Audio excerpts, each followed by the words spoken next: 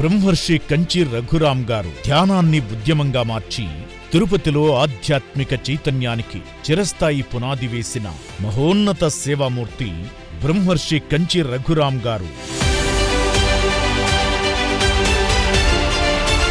1994లో ధ్యానం పరిచయమైన తరువాత 1995లో తిరుపతిలో తొలిసారిగా బహిరంగ ప్రదేశంలో తిరుపతి స్పిరిచువల్ సొసైటీ కార్యక్రమాన్ని నిర్వహించారు. అనంతరం భీమాస్ రఘు గారు, డాక్టర్ సముద్రాల లక్ష్మయ్య గారు, డాక్టర్ మేడసాని మోహన్ గార్లతో కలిసి తిరుపతిలో అనేక ధ్యాన కార్యక్రమాలు నిర్వహిస్తూ తిరుమలలో ట్రెక్కింగ్ కార్యక్రమాలు, ధ్యాన సప్తాహాలు, మండల ధ్యాన తరగతుల ద్వారా ధ్యాన ప్రచారాన్ని విస్తరించారు.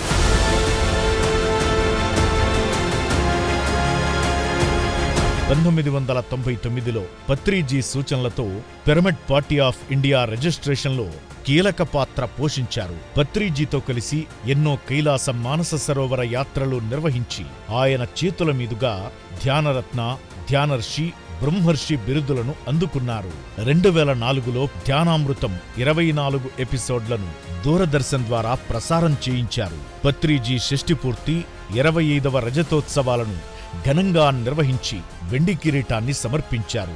అలాగే 2004లో 12 ఆధ్యాత్మిక సంస్థలను ఒకే వేదికపైకి తీసుకువచ్చి గాంధీ సేవాగ్రాంలో పత్రిజీకి తొలి లైఫ్ టైం అచీవ్మెంట్ అవార్డు అందించడంలో సహకరించారు.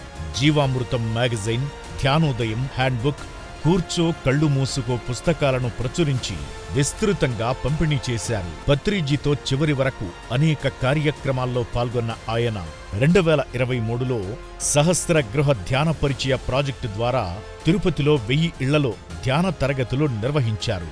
ప్రస్తుతం తిరుపతి సొసైటీ ప్రెసిడెంట్గా సేవలందిస్తున్న బ్రహ్మర్షి కంచి రఘురాం గారి సేవలకు మా హృదయపూర్వక కృతజ్ఞతలు తెలుపుతున్న మీ పిరమిడ్ స్పిరిచువల్ సొసైటీస్ మూమెంట్ మరియు PMC.